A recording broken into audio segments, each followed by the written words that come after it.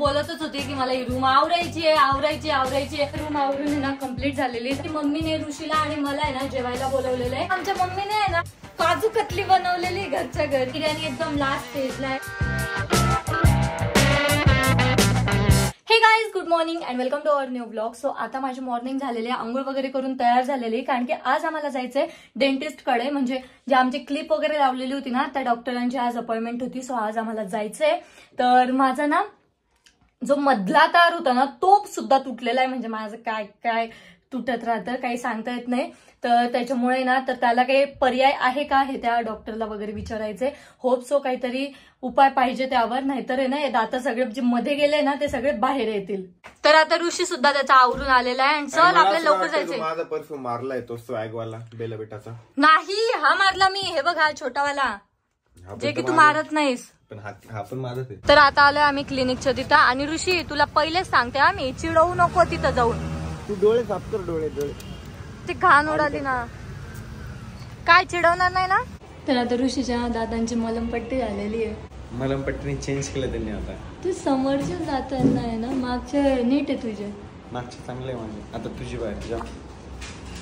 तुझे क्लीन पण करून घे बरं का. विचारायचं नाही खालचे. क्लीन पण करून घे.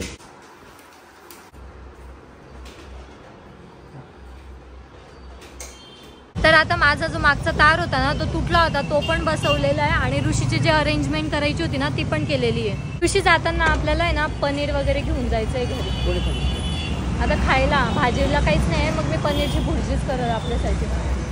हा भाजीपाला ते मंडीत जाऊन घ्यावं लागल, त्याच्यापेक्षा पनीर घेऊ.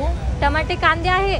भाजी कोणती माहिती का, बटाटा भेंडी, ते आपण कालच खाल्ली त्याच्यामुळं. तर काही मी करतोय फेस क्लिन्झिंग आणि आरोग्य या ठिकाणी अंडा भुर्जीची तयारी करतेय.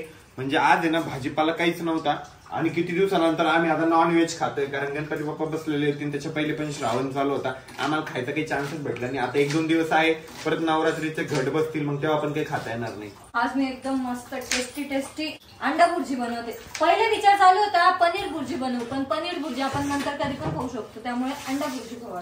तर आता गरम गरम आहे ना मस्त पैकी भुर्जी तयार झालेली आहे. तर आता खूप जास्त भूक लागलेली, कारण की आता दुपारचं 1 वाजलेलं वाटतं आणि सकाळचं आम्ही काहीच खाल्लेलं नाही. आणि आज आहे ना ऋषी आणि मी जेवायला आहे, कारण की आम्ही दोघंच बाकी सर्व जेवलेले. तर आम्ही जेवण केलं, त्यानंतर आम्ही एक मूवी बघितला आणि खूप जास्त वेळ आहे ना त्या मूवी मध्येच गेलाय. तर आता मी खाली जाते आणि मला जी रूम आवरायची ना ती आज मी फायनली पूर्ण रूम आवरते, कारण की इतका पसारा पांगलाय ना की तिला बघून नुसती लाज वाटू लागली. आता हे बघा कसे पडले सगळे फोन मध्ये. हर्षदचा फोन घेऊन टाकला, त्याला बरं नाही, झोपून राहा म्हणलं तर आईच्या फोन मध्ये तोंड घालतोय. का रे झोप, आता अभ्यास कर. हा माहिती दाखवशील माझी बदनामी करशील. बामट्याने पहिलेच फोन ठेवून दिला. अरे सर्व बोर होतात बर का, फोन बघून बघून ठेवतात, काही दुसरं करतात. त्याने नाही ना पहिले पिक्चर बघितला ठीक आहे. आपल्या मित्राचं काहीतरी चांगलं व्हावं, कारण मोबाईल मध्ये तर काही होऊ शकत नाही. कारण त्याला काही व्हिडिओची आवड नाही, काही नाही. त्याच्यामुळे मोबाईल. अरे कॅन्डी क्रश खेळू लागला तो आता. संख्या खरं ना रे. म्हातारे लोक खेळतात, ज्यांना काही कामं नाही ते कॅन्डी क्रश खेळतात. तू का खेळतो? काहीतरी कर बरं का, खरं करून दाखव. म्हणजे आम्हाला असा अभिमान वाटला पाहिजे म्हणायला की हा माझा मित्र आहे म्हणून. काहीतरी कर बरं. काय करतो? संडास सोडून काही बी सांग, तेच करतोय दररोज. आम्हाला लाज वाटली पाहिजे की अरे आपण उगाच बोलायचं संकेतने किती भारी काम करून दाखवलं. हा कधी करतो? व्हिडिओ बंद कर पहिले, मग फोटो. व्हिडिओ मध्ये काय काम करणं काय वाईट गोष्ट आहे का? अरे वाईट गोष्ट आहे का? म्हणजे तुला काहीतरी वाटलं पाहिजे, हर्ट झाला पाहिजे तुला, की तू दुसऱ्या दिवशीपासून कामालाच लागला पाहिजे म्हणून व्हिडिओ मध्ये. कळलं का? हा सुखी प्राणी. स्कूबीच्या पहिले तू सुखी आहे, त्याच्यानंतर स्कूबी आहे, त्याच्यानंतर हर्षद आहे.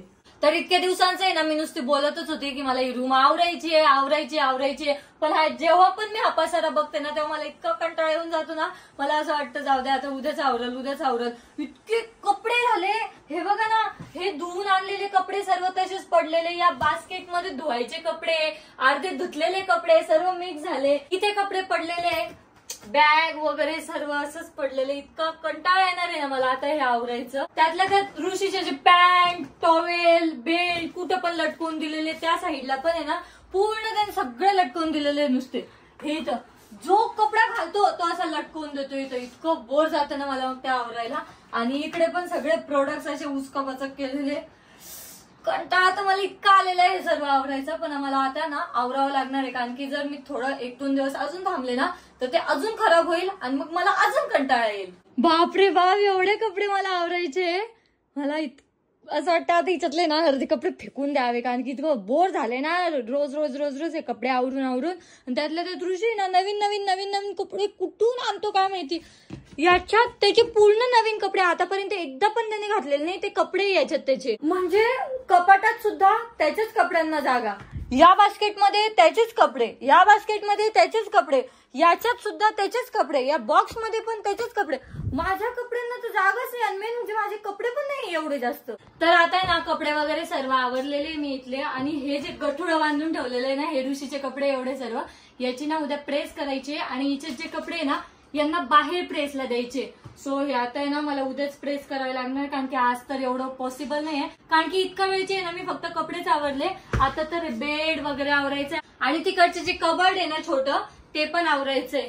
सो मी हे कपडे ना उद्याच प्रेस करल. तर आता फायनली पूर्ण रूम आवरून आहे ना कम्प्लीट झालेली, झाडून वगैरे पण घेतलेली. आणि हे जे प्रोडक्ट वरती पडलेले होते ना ते पण सर्व आहे ना मध्ये ठेवलेले. आणि कामाचे प्रोडक्ट आहे ना तेच वरती ठेवले. काय आलं कामाचे नाही त्याचं पहिले तू चुकली होती बोलताना. आणि मी एवढं मस्त पैकी आवडलं नाही. साहेब बघा ना मस्त येऊन पडले. वा रे वा, वा बाई वा वा, मौज कर दी. फॅनची स्पीड आहे ना मी 2 वर केलेली, तो फिरतोय का बंद होतोय काही कळतच नाहीये. बघ ना त्याची हवाच लागत नाही थोडी पण. 5 वरच फिरतो तो फक्त. सो तर आता रूम वगैरे तर आवरलेली आहे. आणि आता मी स्वतःची तयारी करते, कारण की मम्मीने ऋषीला आणि मला आहे ना जेवायला बोलवलेलं आहे. कारण की मम्मी एकदम मस्त पैकी चिकन बिर्याणी करणार आहे. आणि खूप दिवसांनंतर मी चिकन बिर्याणी खाणार आहे मम्मीच्या हातची. सो खूप जास्त एक्सायटेड आहे. तर मी लगेच तयारी करते आणि आम्ही लगेच निघतो मम्मीकडे जायला. तर आता माझी तयारी झालेली आहे आणि मी ना या ठिकाणी मस्त पैकी बेणी घालून घेतलेली, कारण की आम्हाला आहे ना बाईकवर जायचंय. आणि बाईकवर जेव्हा पण आम्ही जातो ना तेव्हा माझे केस आहे ना असे विस्कटून जातात. त्यामुळे ना मी मस्त विस्कटून असतं ते, विस्कटून विस्कटून विस्कटून नाही विस्कटून विस्कटून जातात. त्यामुळे ना मी मस्त पैकी अशी वेणी घालून घेतलेली, म्हणजे माझे केस आहे ना एकदम नीट राहतील. आणि कुठे चाललो सांगितलं का? येस.